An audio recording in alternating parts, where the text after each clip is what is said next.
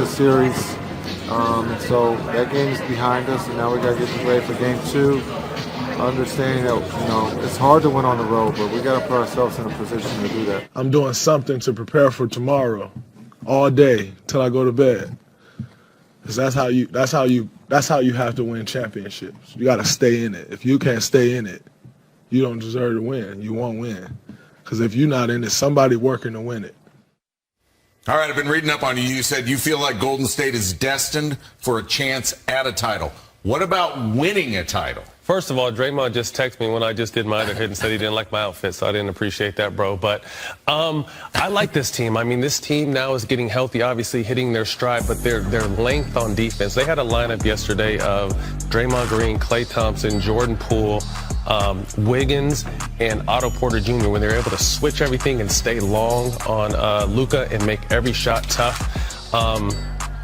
Although, you don't want to overreact to just one game, but I really like their ability to switch on defense. And to think about, the Warriors haven't necessarily played Warriors basketball all playoffs, and they find themselves in the Western Conference Finals up 1-0. So if they continue to build on their momentum, continue to stay tough on the defensive end, I think it's going to be an uphill battle for the Mavericks. Okay, so you like the Warriors West, you like the Celtics East, and then if they were to meet, you'd like...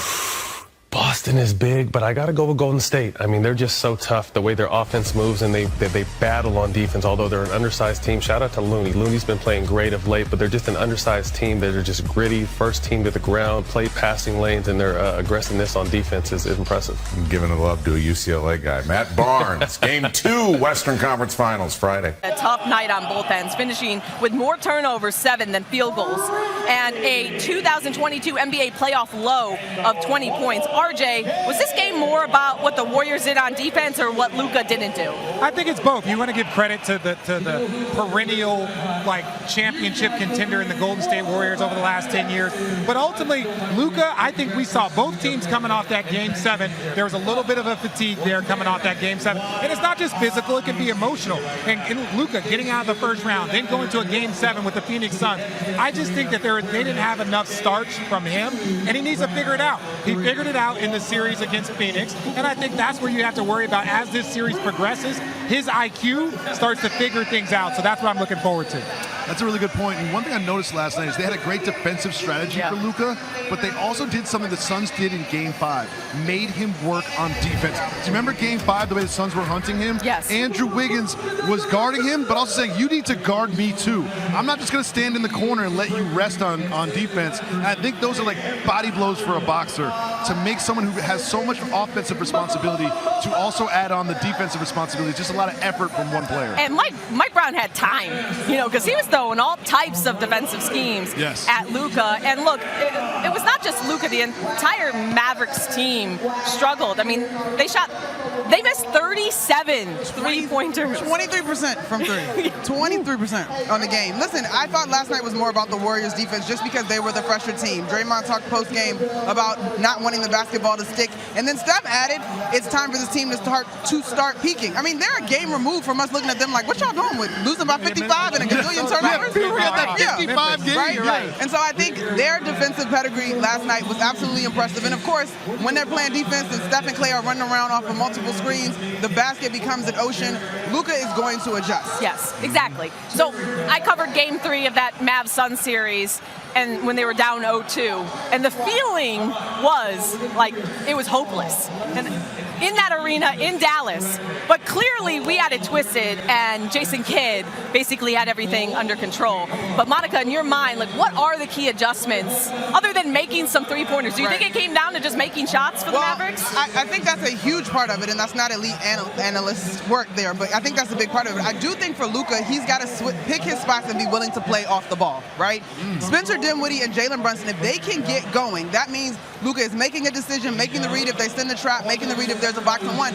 Every time you watch Luka attack, the Mavs were also watching. There was no action, nothing in terms of helping them. And I continue to say they got to find a way to get some easy baskets, whether that's off defensive rebounds and getting out and running, because setting up in the half-court time in and time out is a really tough day at the office. We said this about the Celtics a little bit in Game 1, given that they were coming off a 7-game series. Do you feel like fatigue kind of set in at all for the Mavs, who also are coming off a 7-game series? 100%. And one thing that people have to understand, for great players, their basketball IQ, whether it's Michael Jordan, Kobe Bryant, LeBron James, they have to learn. Luka's in this for the first time. He had a Game 7 against the best team in the league. He had the battle in round 1. So now that he's learning, and it's going to take him time, he might not figure it out. He's got to figure out, okay, when I get to this next round, how a different team, and it becomes not just physically exhausting, but mentally exhausting for that type of player to figure out, okay, what do I got to do versus this team? But eventually, after 5, 6, 7 years, you start to understand and figure it out quicker. So the Warriors 7-0 at home this postseason. In your mind,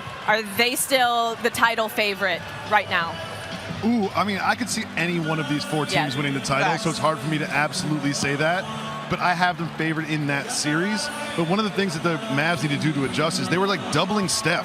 There's so much Steph focus that he just ate them up, and I think they really need to adjust that on the defensive end. But it's hard for me to say they're the definitive title favorite because I could see any one of these 4 teams winning the title, which is why it's so exciting on both conferences. Well, that one is going to be interesting. Obviously, Game 2 tomorrow night. We're getting set for Game 2 here in Miami. And look, we already talked about our outfits.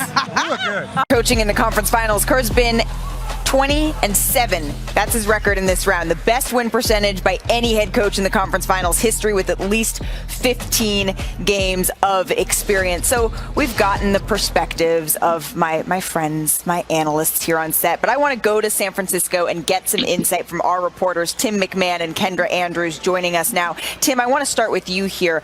What stood out to you? What caught your attention about what Mavs head coach Jason Kidd said about Steve Kerr? Well, first of all, Malika, I hope we're still friends. But when they asked Kidd about playing Steve Kerr, he goes, yeah, I remember. He played with Michael Jordan. He was hitting. This is Jason Kidd, who will tell you the Mavericks championship team was Dirk and, quote, a bunch of burgers. So he knows about fitting in with the superstar. And that's what he said. Steve Kerr hit big shots. He fits so well with superstars. And look, Mavericks fans, they remember it wasn't just with Michael Jordan, with Tim Duncan. You go back to the 03 West Finals. Game 6, closeout game in Dallas. Steve Kerr, 4-4 from 3. Hit 3 big ones in the fourth quarter. And Jay Kidd said Steve Kerr doesn't get his just due for being a great role player. He was a winner then, and that's obviously carried over into his coaching career. Tim, thank you. Kendra, I want to get the opinion from the flip side of all of this. What did Steve Kerr say about Jason Kidd? Yeah, Malika, well, what Steve Kerr said that he and Jason Kidd have in common is that they both inherited teams with an already established core. And he says it's a lot easier to implement changes when you're working with a group that already has some continuity. Now, where he said they differ, particularly where Jason Kidd differs, is that a lot of players turned coaches were role players, not Hall of Famers. Steve said not a lot of superstar top 25 guys like Jason go on to do this coaching for a very long time. But Jason, he's different. As for what Steve remembers playing Jason from their days on the court, he said that he remembers his speed and his force that Jason played with. Maybe it wasn't translated well over TV, but you felt it when you were on the court with him. But Steve then joked, luckily, I wasn't the one who had to defend him. Kendra, thank you so much. Bringing it back here on set in Chicago. Have fun at Game 1. We have our very own head coach joining our set. JB, I got to do it. John Blair Bickerstaff. And JB, you've had to game plan for games against both Steve Kerr's teams and Jason Kidd's teams. What stands out to you about how they approach the game and what they're going to do tonight in Game 1? Just how dynamic they are. They're both dynamic, but they're completely different in how they get it done. If you take Golden State, for example, Golden State gets done by movement, right? It's not only ball movement, but the two guys that you're chasing around the floor, and Steph Curry and Klay Thompson, are two of the most lethal guys offensively, but you don't get to just stare at them and see where they are. You have to go out and find them. You have to chase them. You know, you got big guys that have to be alert to their movement. And then with Luka it's a lot of pick and roll, right? So it's more stationary offense than the movement, but you got a guy who's such a dynamic playmaker that he can make all the reads, and he just waits for the defense to make a mistake. And then if you don't make a mistake, he just scores it himself. So they're both dynamic. You can't say one is better than the other because obviously they're both capable of getting it done. I'm sorry, I looked over there for a second because Richard almost just broke our table, so that's cool. If we're talking about game planning for Steph Curry and Luka Doncic, two of the most potent players in the game today, what stands out to you about what adjustments they're going to need to make? Well, that's the fun part of the playoffs, right? And that's why you get into coaching and try to figure out, can you match wits with that guy that's across from you? Both of them are, like I said, extremely dynamic.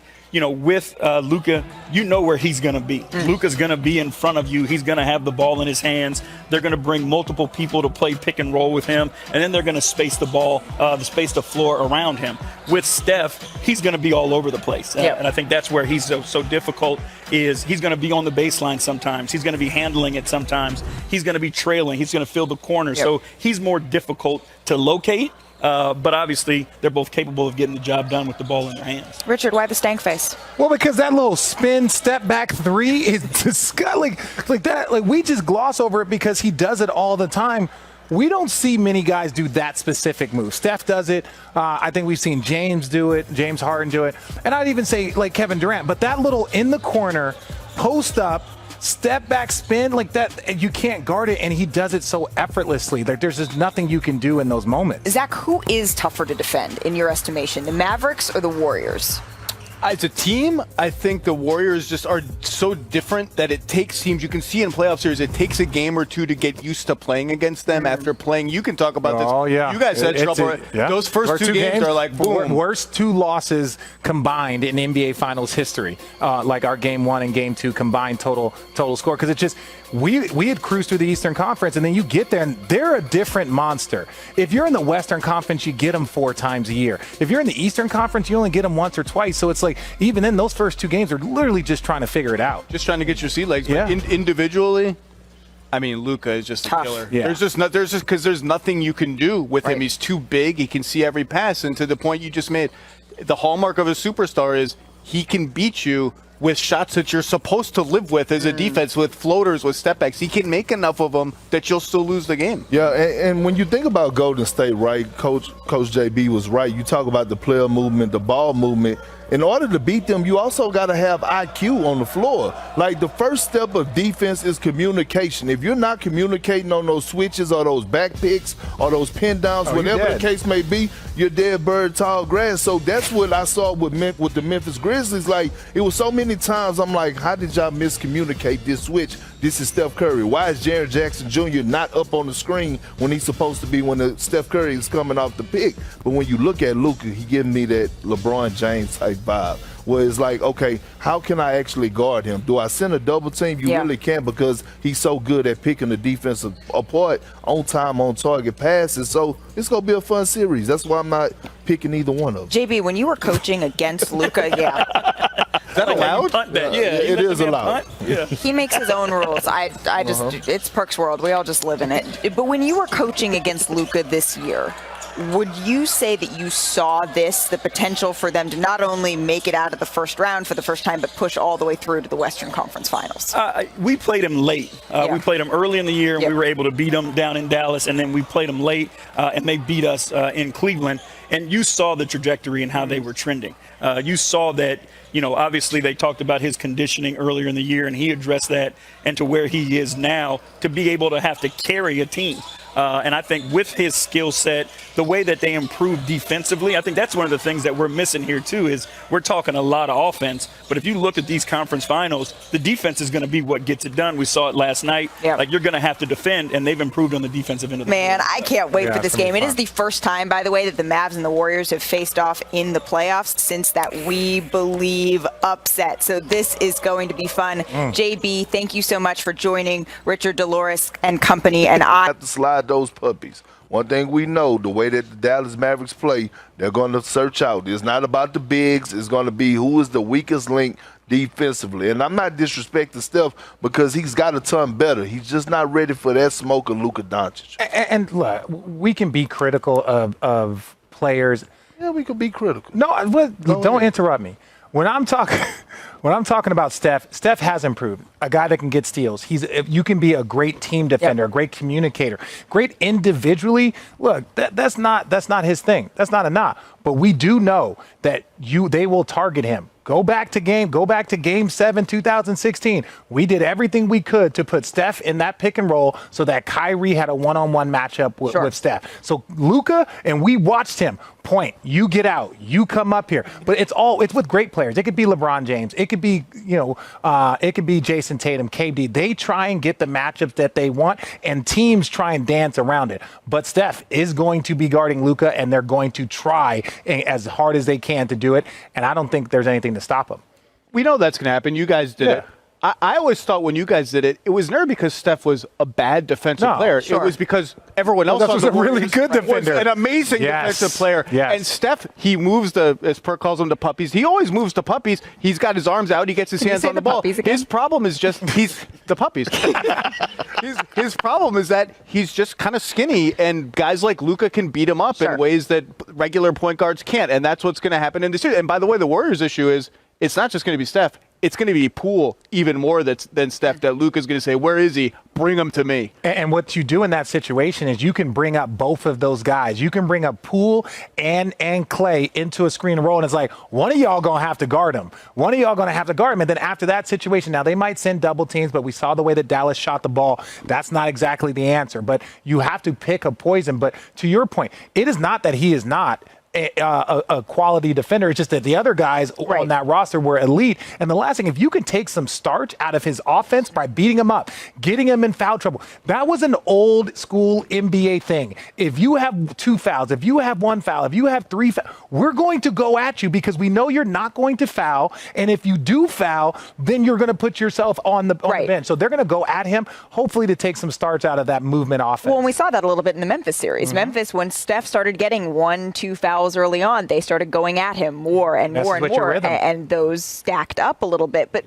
I've been watching, ESPN's been on all morning. All the shows have talked about Steph versus Luka. What's this going to look like? So I want to do something a little bit different. And Zach, I want to start with you here. Richard, I'm going to compliment you. You did a great job breaking all that down yesterday. Stop that. Wow, I didn't want to see that. No one told me I was going to have to see it. Right, there we go. Nope, that needs to stop now. All right, I want to take this a different direction. Please. Who is a different direction from that?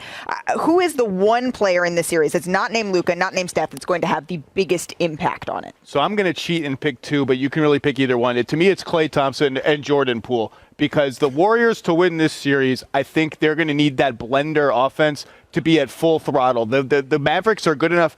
Well, first of all, Luka's good enough. He's going to score on you. Their defense is good enough. They're going to take away a lot of the easy stuff. The Warriors are going to have to get the hard stuff, the fancy stuff, the handoffs, the split cuts where 2 and 3 of their guards are running apart and coming together and flying in all different directions, and the handoffs are flying. I think they're going to need to have a lot of games where 2 of the 3 guards, Steph, Poole, and Clay, have really good games, or all 3 of them have solid games. They can't afford bad games from those guys. I think they're going to need to look like the offense that just obliterated the Nuggets, and not the offense that looked kind of confused and scattered at times against the Grizzlies. Yeah, okay, really quickly. I'm not going to give you 2. I'm going to give you 1, but I want to go back really quickly and talk about Steph and Luka. Hey, I know we're talking about Steph not being able to guard. Luka's not going to be able to guard anybody out there either. So let's just establish that really quickly. Now, the most important player to me is Draymond Green. For this reason. 1, to your point, he's got to look to score. And it doesn't mean that he's got to be aggressive to score. To me, he's got to look for shots. He's got to he's going to get open looks all night. And I know the Draymond. I've seen the Draymond in Game 7. I know what he's capable of. So I want to see Draymond be aggressive, because that's going to open up things for Steph. That's going to open up things for Jordan Poole. That's going to open up things for Klay Thompson. And so for me, if he gets in foul trouble, and if you want to have him guarding Luka, then you could be in problems. And then it just, to me, Draymond is going to be so important from what he does on the defensive end. If he gets in trouble guarding Luka, that's going to hurt their offense, right? So there's just a lot of chess pieces that's going to go, and Draymond's the center of that. You know what? I'm going to roll with Spencer Dinwiddie. right? If Spencer Dinwiddie, have one of these series where he could average 20 plus, which he's capable of doing, I think the Dallas Mavericks win this series for the simple fact that we know what Luka is going to bring to the table. Bronson has shown us that he's a bona fide second option, how consistent he's been throughout the playoffs and the play of him even when Luka was out. But if Spencer Dinwiddie could come out, Spencer Dinwiddie could come in off the bench and do his thing, I think the Dallas Mavericks will win this series in great fashion. But if he doesn't produce and he doesn't average 20 points a night, I think they're going to get sent home. That's fair. Yeah, I know it's fair. This is going to be a test of how the role players play on the road as well. We saw that drastic up and down in the Suns series early on for players like Spencer Dinwiddie, Jalen Brunson. They brought it at home, but early on they struggled on the road. And let me tell you, I know I grew up in Oracle, so I'm kind of a little bit biased toward the old arena. Chase Center is finding its way. We were there the other day. It's getting better. It's getting better. It's an intelligent crowd. It's a tough place to play. It's getting better. All right, still